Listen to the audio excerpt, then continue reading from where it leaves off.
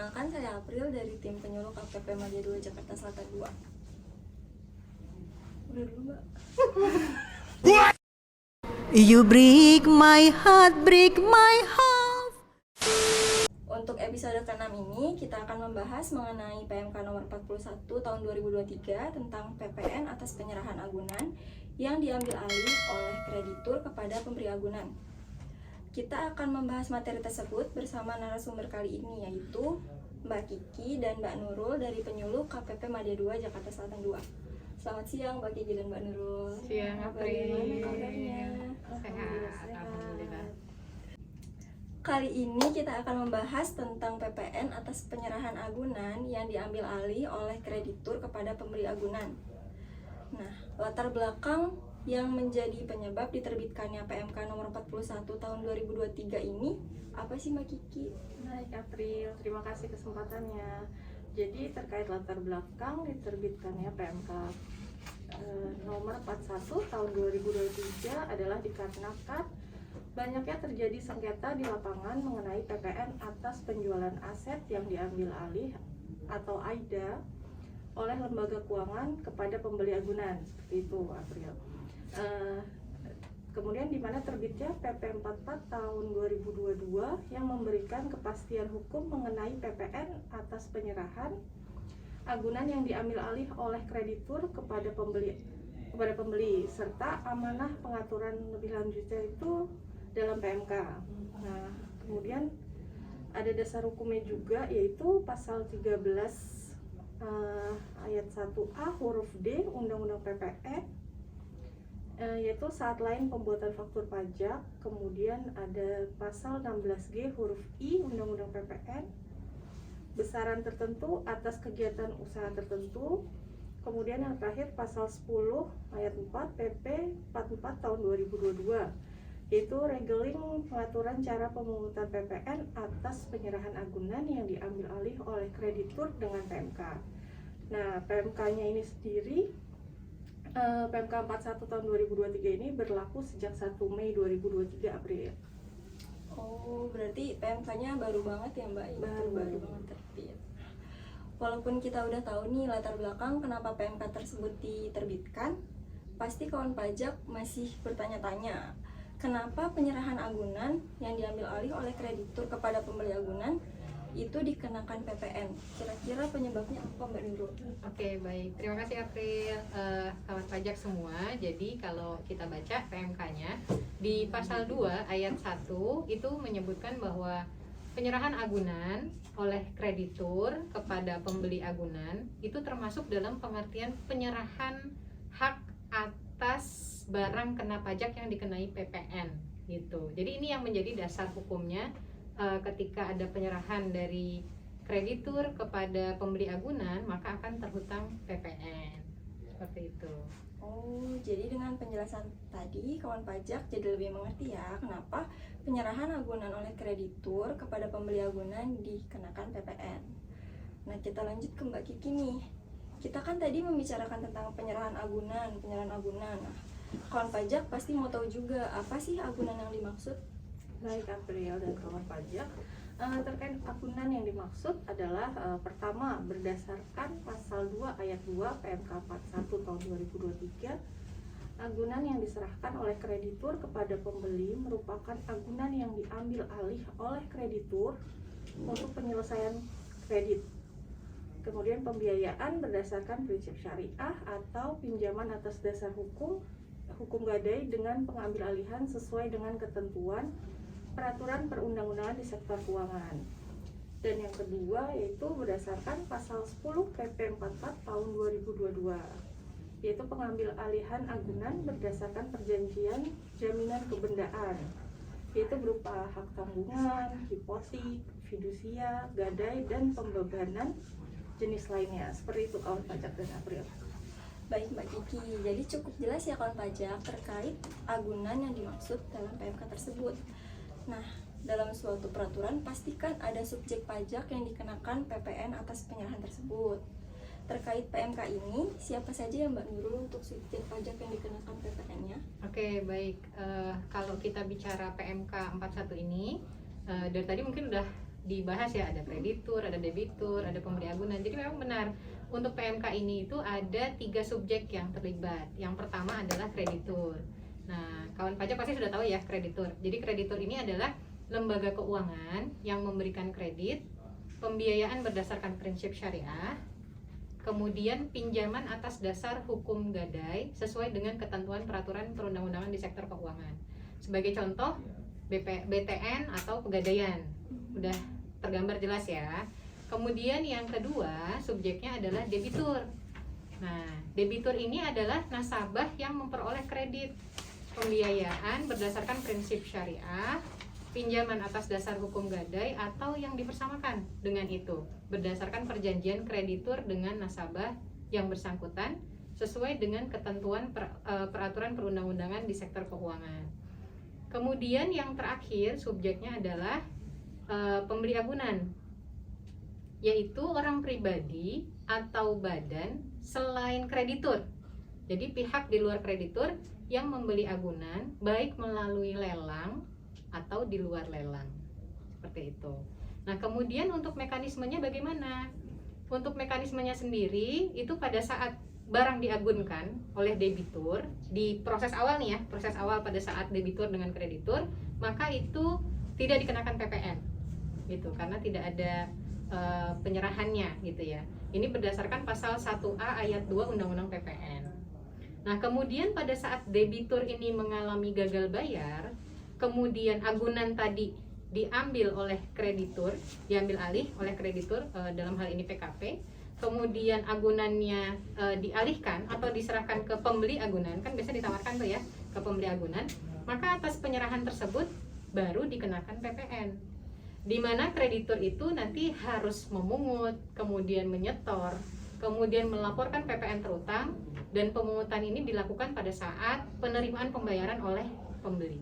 Gitu. Jadi udah kelihatan ya posisinya. Jadi ada 3 pihak yang terlibat, ada kreditur, kemudian ada debitur. Ketika terjadi gagal, maka agunannya tadi dijual oleh kreditur tadi kepada pembeli agunan. Gitu. Jadi ada 3 pihak, 3 subjek yang terlibat.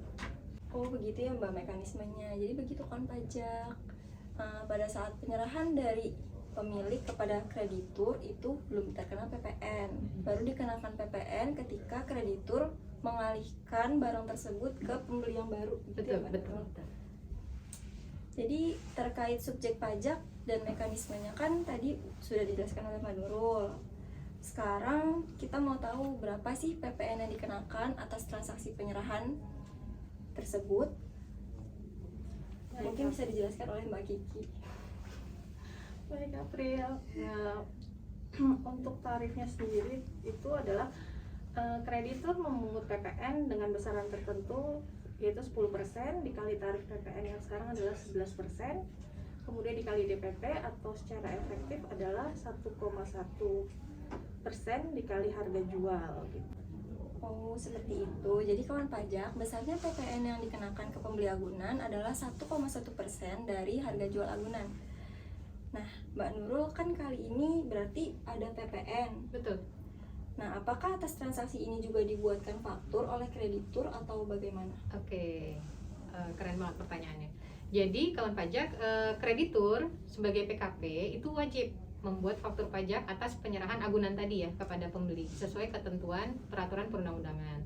Tapi ada kemudahan nih dari Direktorat Jenderal Pajak, yaitu tagihan atas penjualan agunan atau dokumen lain yang sejenis itu bisa diperlakukan sebagai dokumen tertentu yang kedudukannya dipersamakan dengan faktur pajak gitu.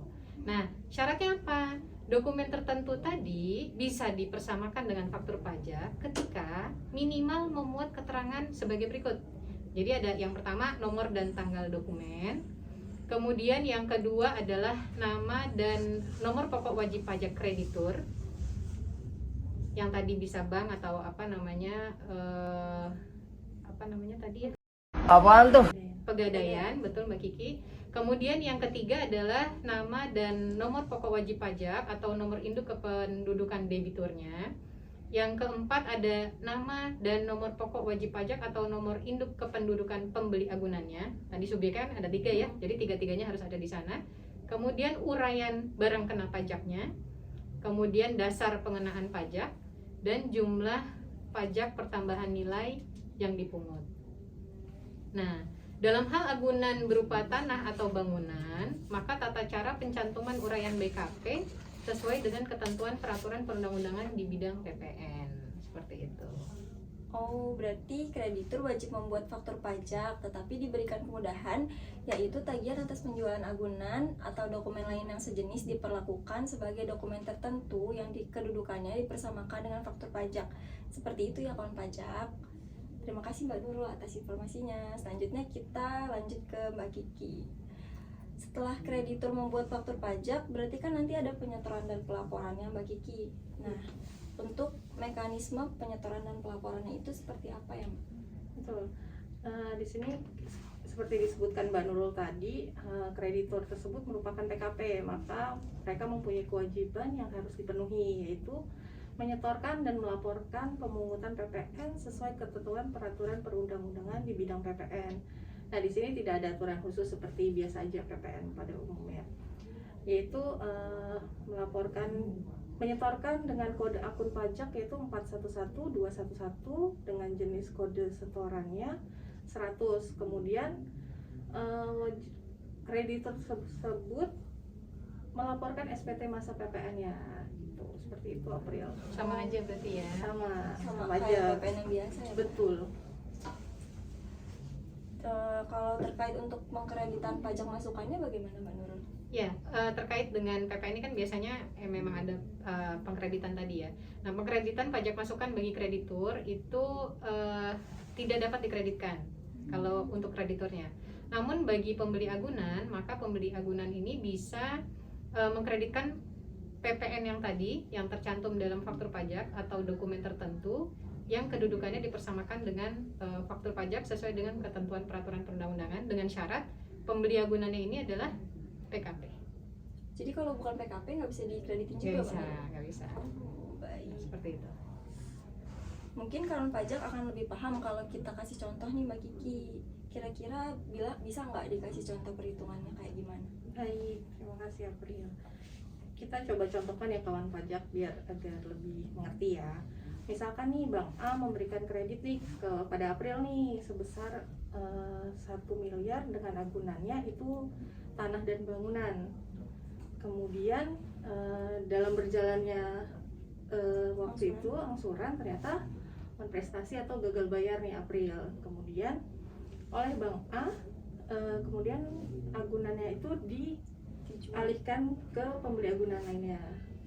Nah, maka penjualan itu dikenakan PPN. Misalkan dari yang April dia tarik tuh tanah dan bangunannya, kemudian dialihkan ke Mbak Nurul. Nah, itu yang dikenakan PPN oleh kreditur. Nah, besarnya itu misalkan tadi 1M ya.